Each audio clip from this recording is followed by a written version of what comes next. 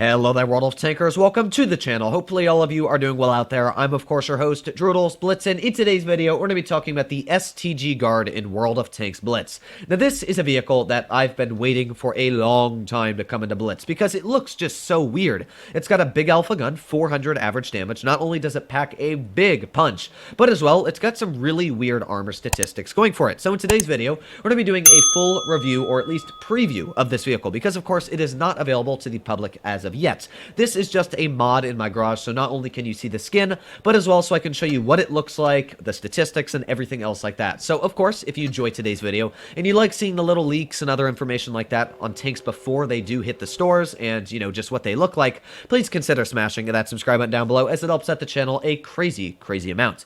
But without further ado, let's get straight into it to talk about the statistics, the changes, and update 7.5 that have been made to this vehicle, and everything else like that. So first of all, it looks weird. I give it a 10 out of 10 though, because I always like unique vehicles. Not unique in like the Vulcan where it's ugly, but this thing actually looks cool in my opinion. Let me know what you guys think in the comments down below. But for me, it looks like a mobile Chrysler K. It's quick. It goes, I think, 50 kilometers per hour if I'm not mistaken. Yeah, it goes 50, 20 in reverse, so it's this really mobile medium tank. It's got a good power to weight ratio and some decent armor going for it. And in fact, we'll take a look at what's changed on this vehicle statistically on Blitzhanger. We'll take a look at the armor and as well the crates before I do talk about this vehicle's statistics now and everything else like that. So let's go take a look at, first of all, what has changed on this tank, because it has been changed a little bit.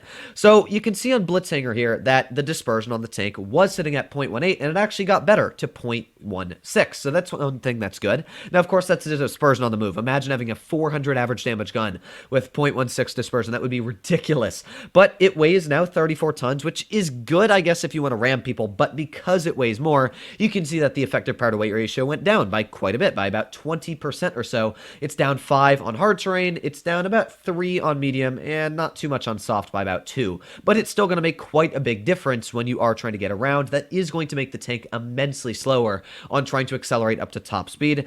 And the biggest nerf of all is the penetration, in my opinion. It went from 190 to 180 on the standard, so not a huge nerf. It will make a difference, but not the most.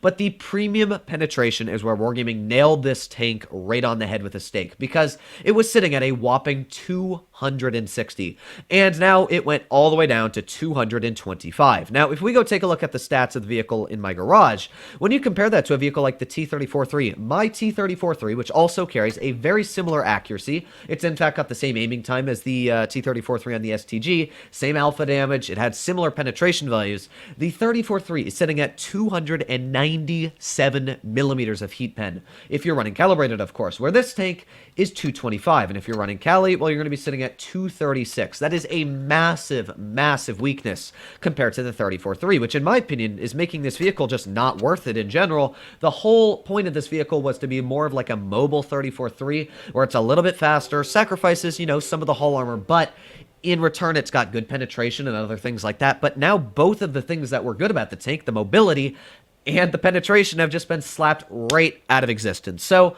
other statistics, good and bad about this tank. Well, as you can see, aiming time is great, 2.3 seconds, but dispersion, bad. Not only does it have that, but decent DPM at 1900. It's not really going to be slinging those shells out too crazy. 12.63 second reload. And, of course, the average pen, yeah, as we talked about, isn't necessarily the best. Average damage being 400 it's decent. You know, it's going to be very high for your average Tier 8 medium, but at the same time, Tier 8 heavies are about equal with that. So, it's got a very nice average damage, but as well, it will struggle on certain things, especially with the poor damage per minute it carries.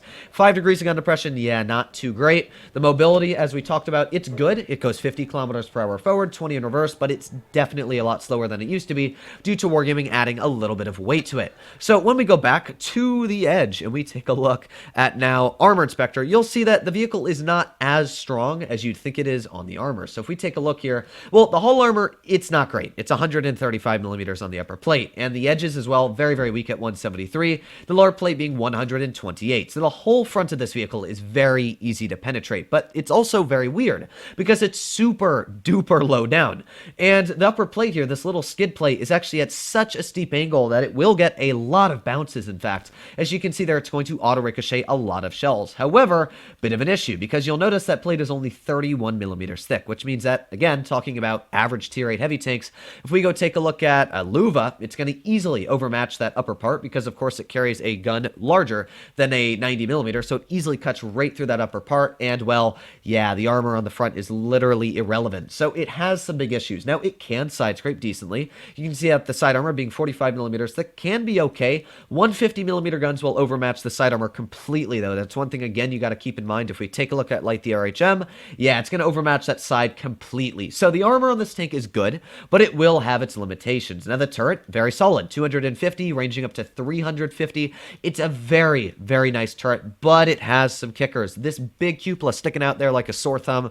Yeah, 131 millimeters thick. That's going to be very, very weak. And, well, yeah, it's going to let the vehicle down. If it didn't have that cupola, I would have said that it would have been a really strong tank. But because of that big wart, it's really going to struggle. So finally, when we go off of the armor, I think it's going to be good, but it's not going to be the best vehicle. I still think that, and in fact, if we take a look at the 34.3 really quick, you'll notice that really the 34.3 just seems to be a better vehicle. You'll notice the turret armor's very solid still.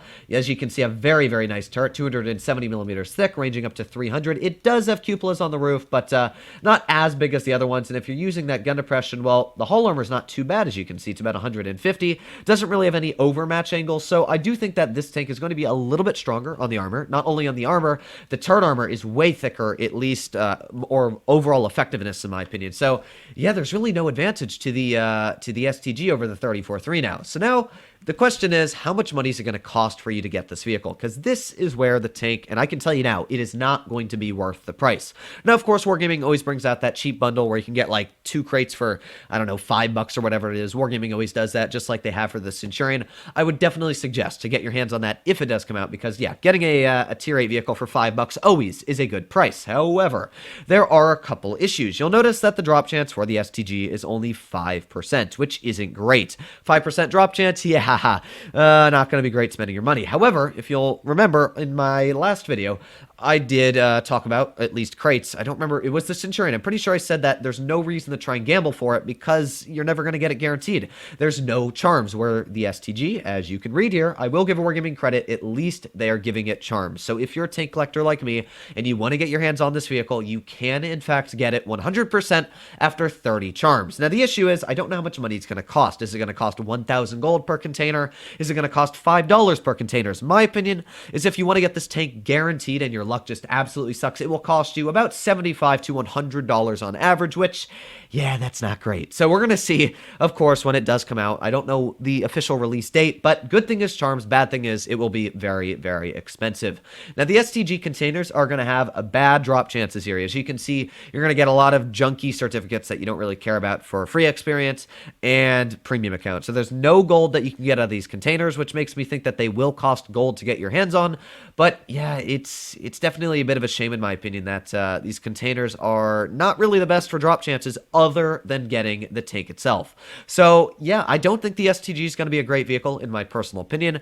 Now, if you still want to get your hands on it, well, it's going to cost you a pretty penny, even with charms. So let me know what you guys think in the comments down below about this vehicle. I'm very excited, of course, because it still is a very nice looking tank, and I love Big Alpha. As many of you know, my whole motto is Alpha is key. Even though DPM can be effective, so can Alpha in a lot of scenarios, out-trading opponents, and I really love the look of this tank. So we'll see how it plays when it does come out. So hopefully you enjoyed today's video. As always, if you want to see more like this, as I said in the beginning, please consider smashing that subscribe button down below. But other than that, hopefully all of you are doing well out there. Stay happy, stay healthy, and to be seeing you in the next one.